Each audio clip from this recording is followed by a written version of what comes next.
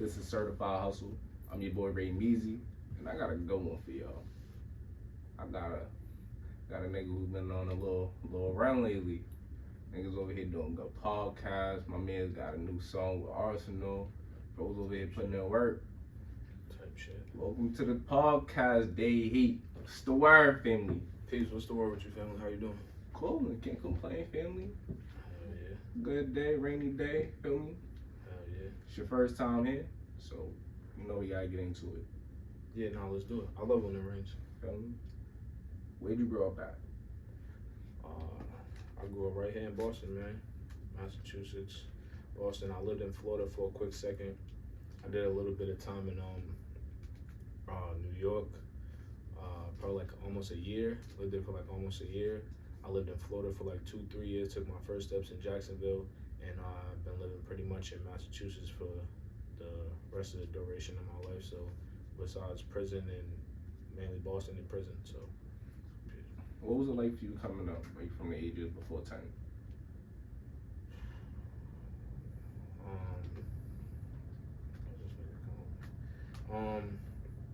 Nah, I say with like growing up before 10, I don't know, I was into music, trying to go to school, make my parents happy for the most part, but I was in foster care for a majority of that time.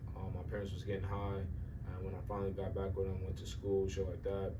But, you know, just doing music, trying to figure myself out, shit like that, regular shit. Yeah. I remember I was watching a podcast with B. Luke, and he was you said that you was like in the foster care system at one point, right? 100%. That was around that time, or after? So yeah, around the time, like all the way until I was like probably like 6 years old. So I was in foster care. Like I said, my parents was getting high. You know, around that time that was normal.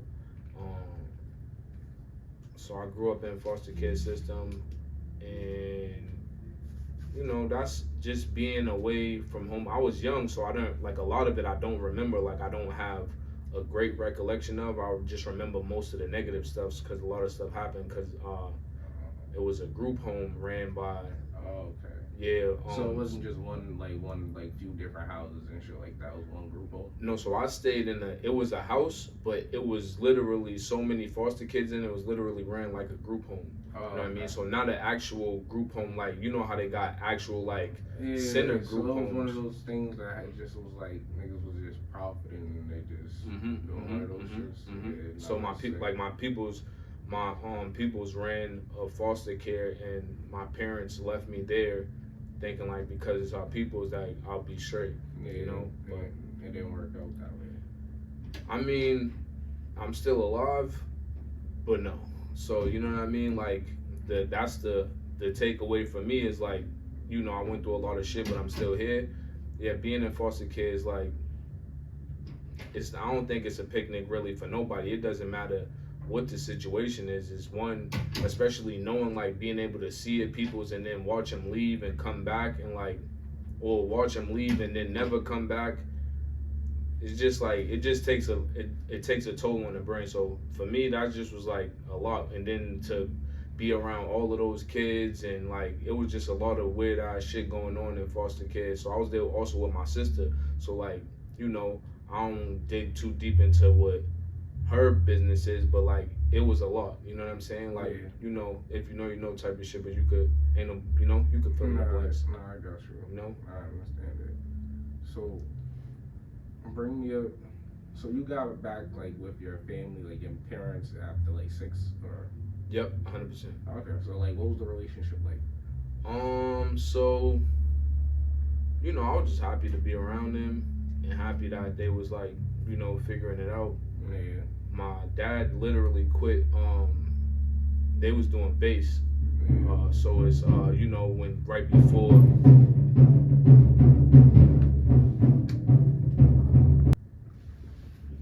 Alright, so bring me up to the ages of like 10.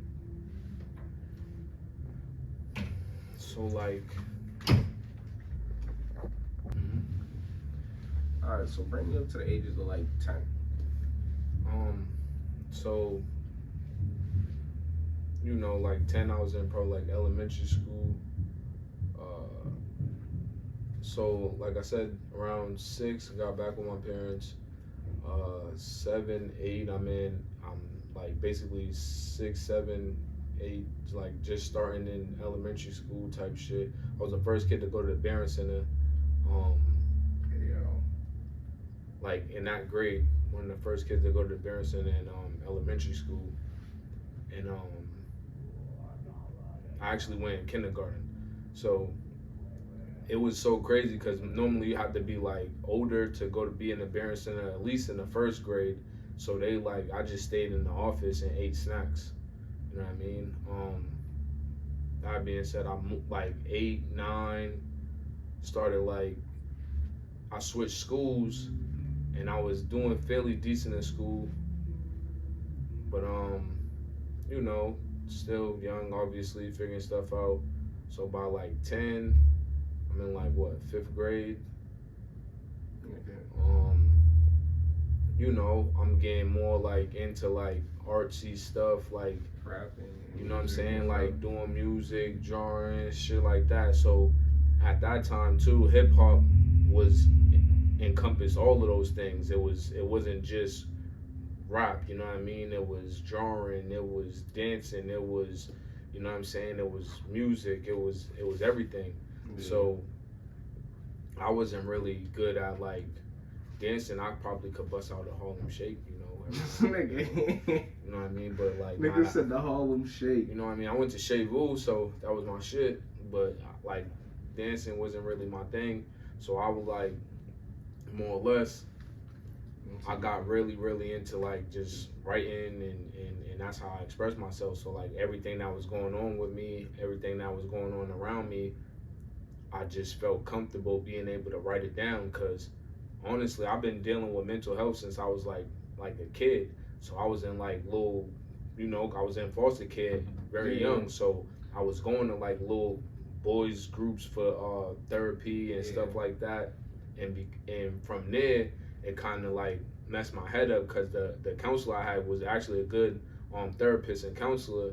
He ended up moving. He got a promotion, so he had to leave the state. So you know, that kind of fucked me up. So I'm like, damn, what I'm gonna do now type shit. Cause like I look forward to like going to the groups and having my one-on-one sessions and talking to him. Cause he, you know, it was validating. You know what I'm saying?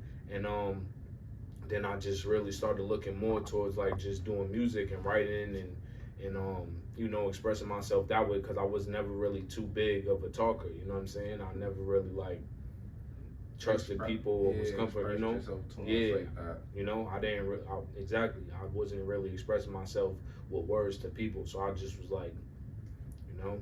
So I got really, really into writing and being able to express myself through music.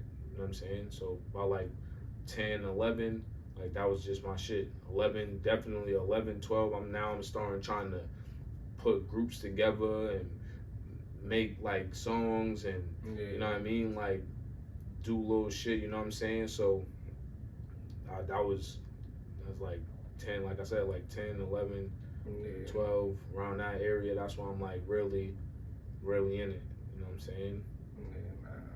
So what made, that was around the same time you like started like doing like getting into the streets, or you were just doing like little petty shit, like stupid shit? So like 10, 11, 11 I caught my first case for stealing bikes in Milton. And But a pedal bike or like a pedal bike. Yeah, that was the thing. So we like dudes didn't have bikes. We either like catch somebody, leave their bike at the store, ride off on it if it was far enough, cause you know you're not gonna see did that shit, but you know like, bro, how the fuck they give you a?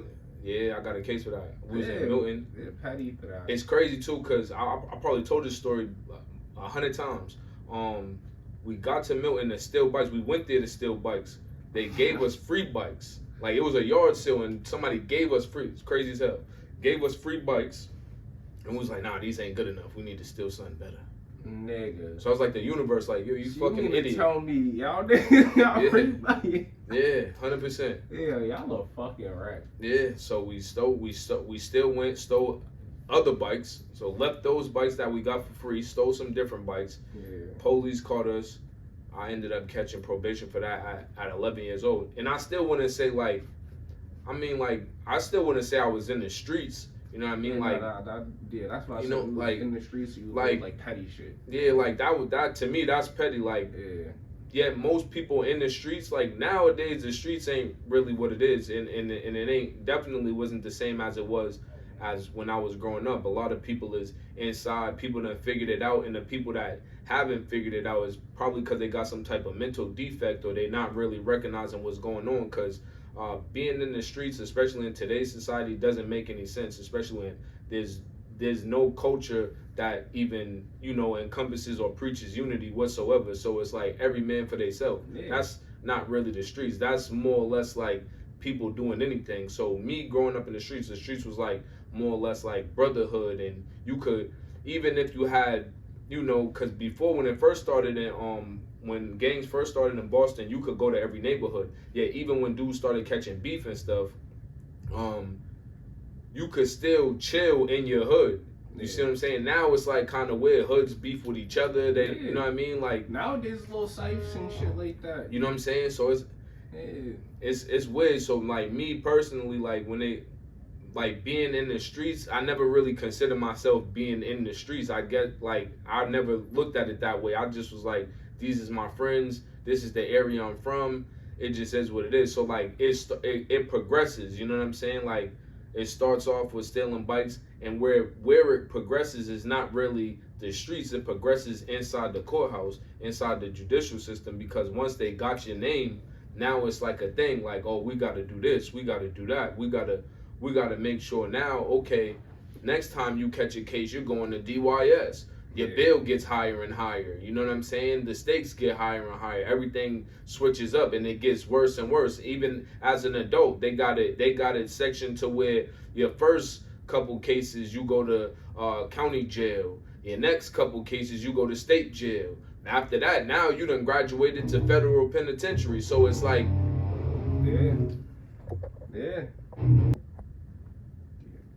So you go from county jail, and then you graduate to state prison after, you know, you catch more cases than that, and then after that,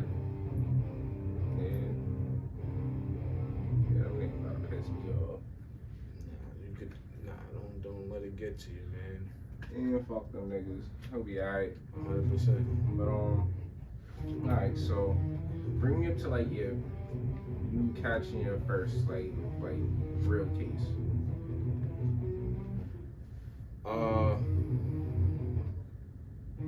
My first real case. So like when I went to the county, I actually did time for some shit I didn't even do. I got a unarmed robbery. They mixed a bunch of cases for like weed and simple possession with unarmed robbery that I wasn't even there for. I was not even around whatsoever. My boys did that shit, and when they came to like arrest people, they was like, "Oh, he's the ringleader. He had to be part of it." Hey, so they just niggas. So let me just throw that nigga in there. Yeah, 100%. And so from there, that shit just turned into them saying like, "Yo, basically, you got too many cases. We putting them all together." I literally had cases in Dorchester and Roxbury, and a case in downtown, and they put all of it together inside of Roxbury Court. And then they was like, "So we're gonna give you a choice." I'll tell you something. They was like, "We're gonna give you a choice. You could go to jail now, or you could go to jail now, or you can finish school." Because I was still in high school. Yeah. At the time, I'm like 17 years old. Not even like, I'm 17 years old. And you chose to just do the time? Yeah. See, a lot of people don't even do that though. Yeah, my how old are you now? Right now, old. I said old. Well, yeah. I'm in my 30s now. Alright, so like even old, like you'd be surprised. You know how many niggas be contemplating and making like the 18, you know, the extra should seem like it's mad fucking like 100%. debating, man, I can't take this time, nigga. Nah, I don't know if I can take this. It's crazy. You know what's funny? Bro, I've seen it. I see that all the time. I see people tell for fucking some shit where they only facing like 6 months in prison. So, niggas is crazy.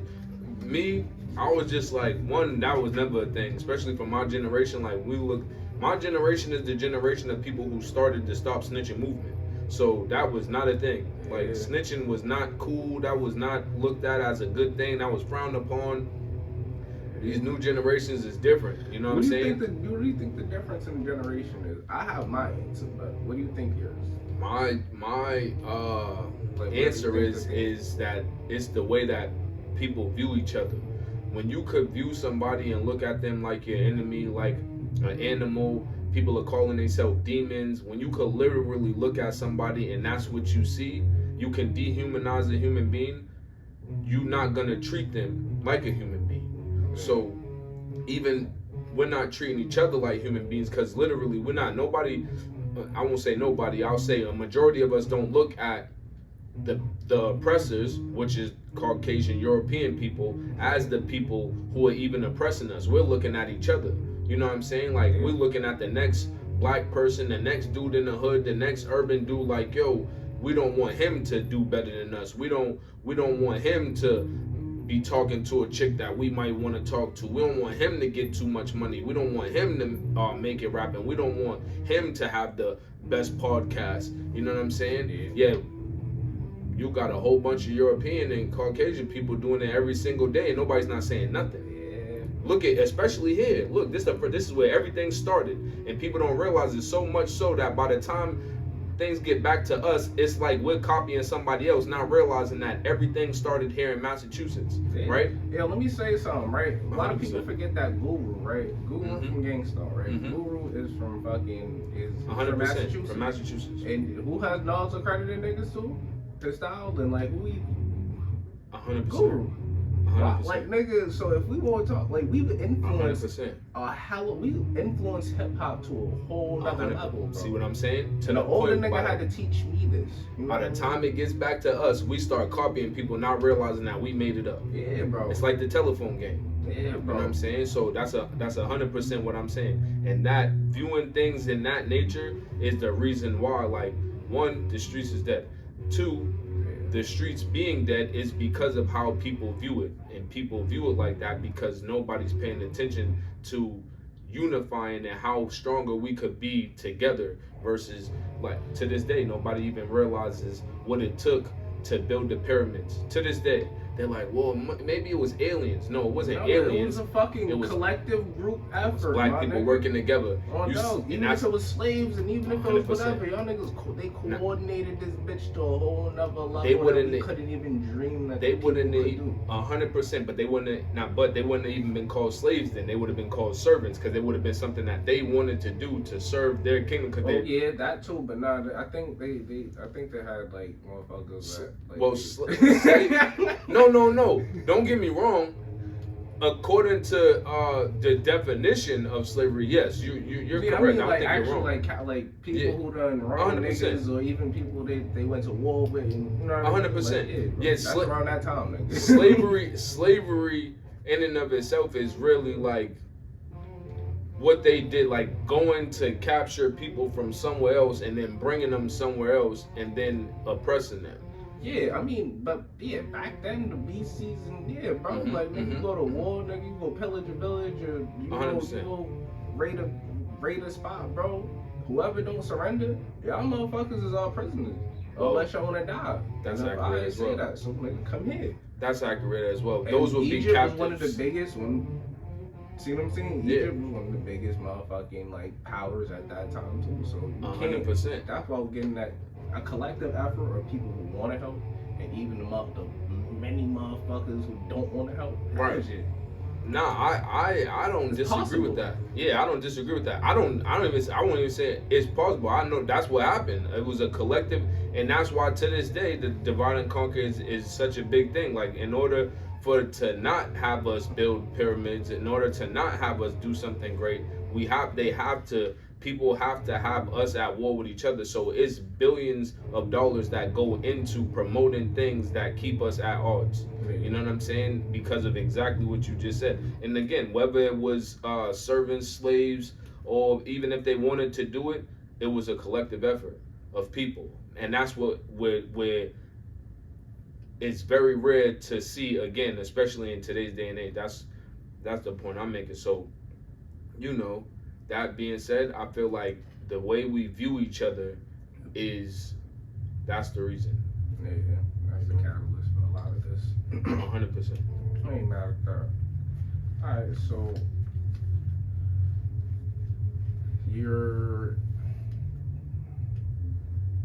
take me back. You're what, 18, 7? Like when you? So 17. I get the time. They put all, like I said, it's called consolidating. They consolidated all my cases in Roxbury Court. They asked me if I wanted to take the time. I take the time. I get 18 months. I get out. I graduated high school. I'm 19. As soon as I'm about to turn 20, I get 15 years. Well, I get arrested. I don't actually get the 15 years until 3 years later, waiting trial for 3 years. Yeah. So, yeah, that's the age I would have been when I caught the case. So then I get the time for that. I do the time for that. And now I've been out for almost 3.5 years. Yeah. And that's it. I've just been, utilizing everything I learned in there, putting shit together, doing music. I'm a personal trainer, so I work out. I help other people. I didn't even know that. Yeah, 100%. This nigga, why ain't you post more of that shit, bro? That's a great question. No bullshit. So, I don't know. I work out for mental health reasons. I don't really work out for other people. I don't work out you know what I mean? I'm not like really trying to show off, and even like I wear like a lot of clothes normally. You know what I mean? Like you got some wisdom to drop on niggas, so it's like for workout and even like niggas who want to actually better themselves and even like that type of shit, bro. Like yeah, bro. Yeah, you should, bro. Get into that, bro. Dog. You see how Bricks do it? Right. Yeah, right. You feel me? Like that's not. I'm not mad at that, bro. Real Right. Shit. I was doing workout content and putting that type of stuff out way before he was working out, I definitely see the transition that he's made because of working out, and that would definitely inspire a lot of people. Yeah, you see more people over here like chopping up in the comments talking like, yeah, bro. 100%. Myself personally, I've been doing this for a long time before any of that, and I'm gonna continue to do it. Now I don't disagree with you though. I don't disagree with you. I agree that probably putting out more of that type of content might be beneficial. Like I said though, it's more like personal for me. You know what I'm saying? So like it's certain things like I put a lot of shit on social media, yet it's still certain shit. You know what I mean? Like I just don't personal to you. You know what I mean? Like I just like. Yeah, like the music, yeah, cool. All right, we did the show here, we did the video. That's just the way for you to clear your head. You know what I mean? You know what I mean? It ain't. I ain't really working out for people. I don't really care like what people think about how I look. Nah, I get it. Yeah. Nah, I get it.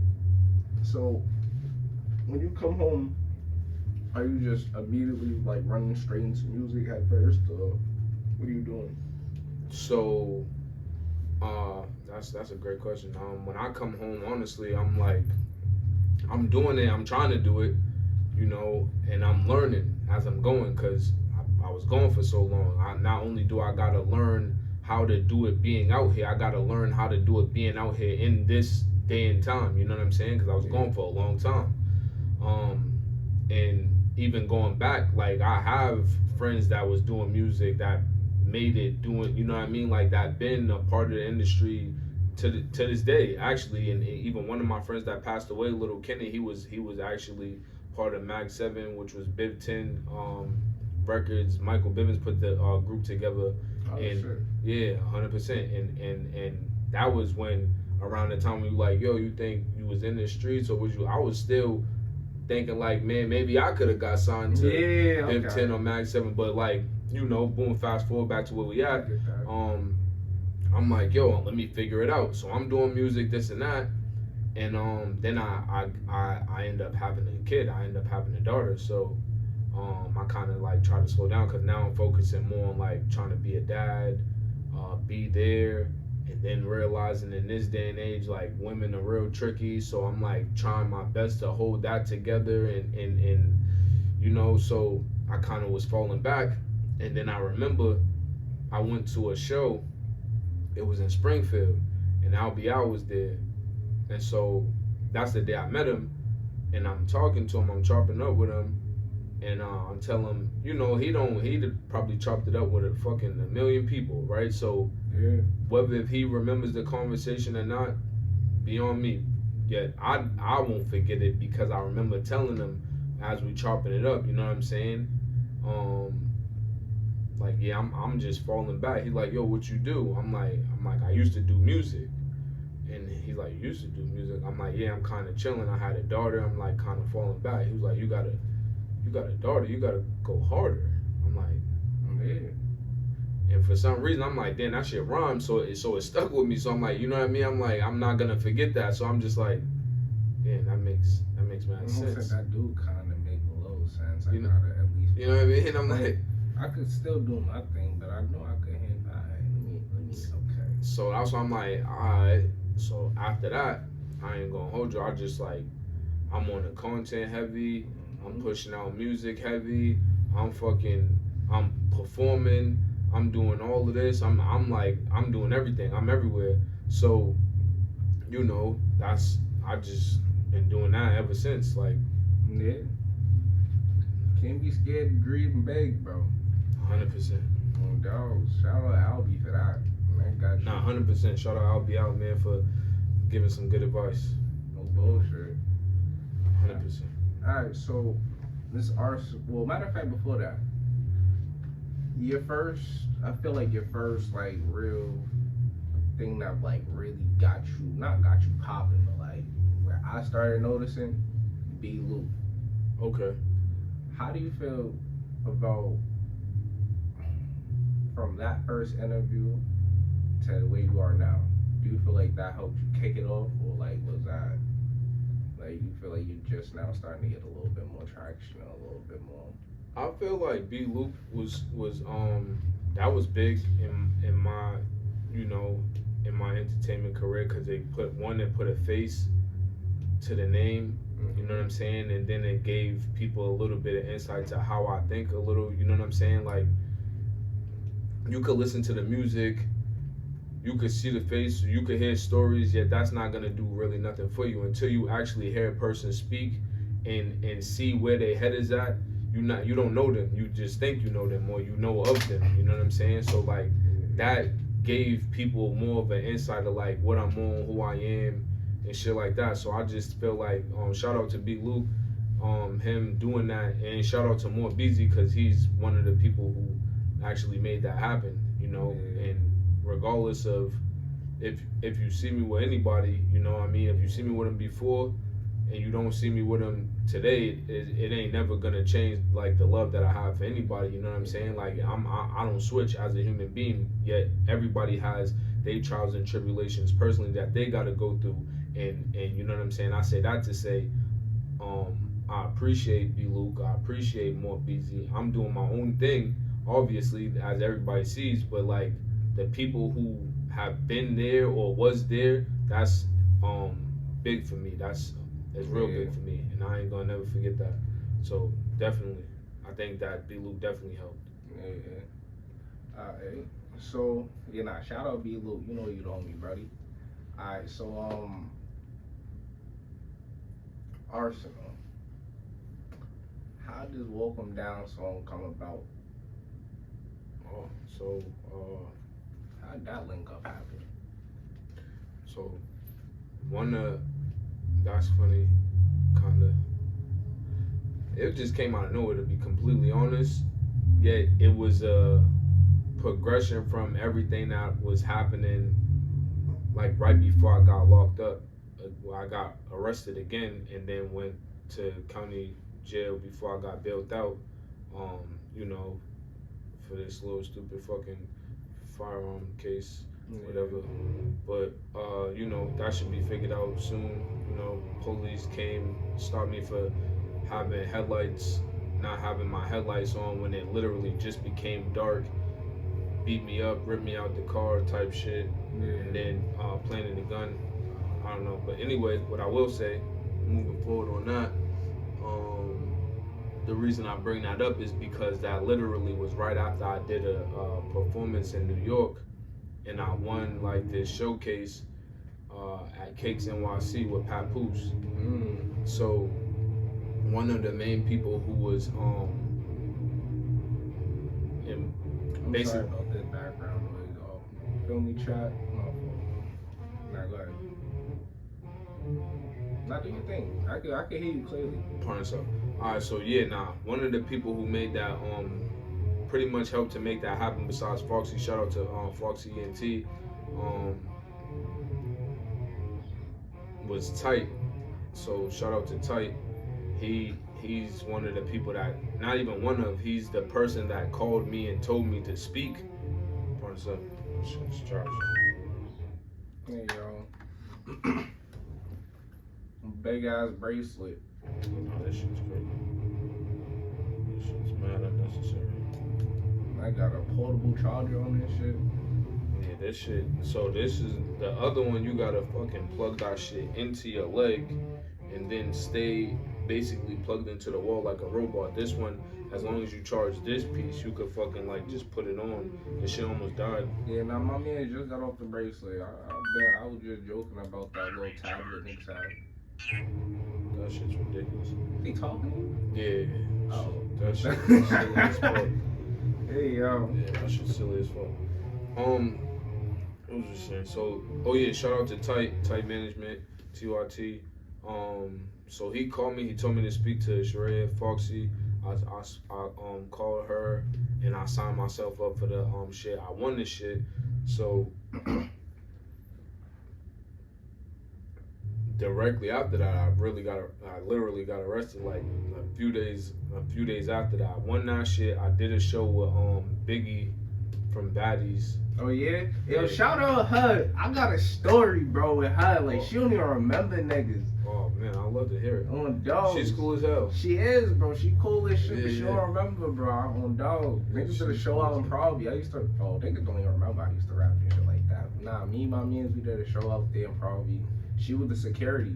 And this is before Baddies. This is when she was talking about 100%. doing an audition and shit like that. Or 100%. something. And she was saying she was the biggest promoter and I'm like, That's at the time before Vaz James became as big as he is. nah, he was big, He was but still she big? for female, she popped her shit. She was like, I'm Yeah. the biggest female promoter in Provi. This. I look on the Instagram, looking at the events. I'm like, oh, as she saying it, she like, I done brought Krishan out. I brought this bitch out, bro. I'm like, oh nah, she doing her thing. 100%. On dogs, you couldn't help but root for her. 100%. Real nigga shit. Shout out Biggie, bro. Yeah, nah, shout out Biggie. She's definitely Couldn't help got but great root for her. energy, man. That's like the third time I ran into her, so definitely always had great energy.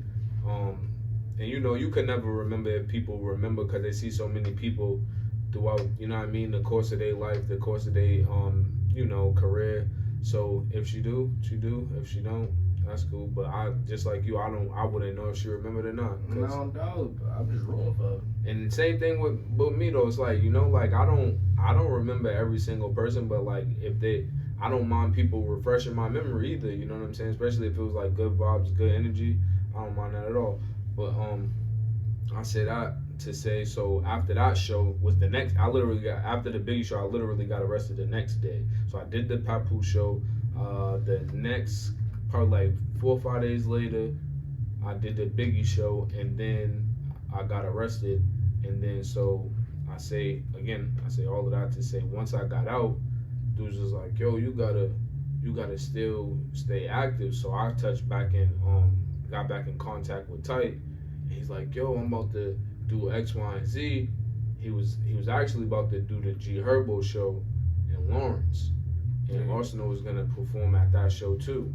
You know what I'm saying? And I was supposed to perform there, perform there as well, and from there it just turned into like, yo, y'all gotta. So try to get to talking his shit, curating how his ideas, how he's like that shit niggas, together. 100%. He's like niggas, so he definitely put it together. He's like, yo, what you? I fucking my man. I tell my man like, yo, I'm about to snatch this beat from you. My man's nice. Cujo, shout out to King Cujo. He made the beat, and I sent the beat. They was like, everybody on the track is like, yo, that beat's fire. Let's do it. I make the hook. I go in the studio with Slart. You know what I'm saying? Stonecatcher comes through, spits his shit. We send it to Arsenal.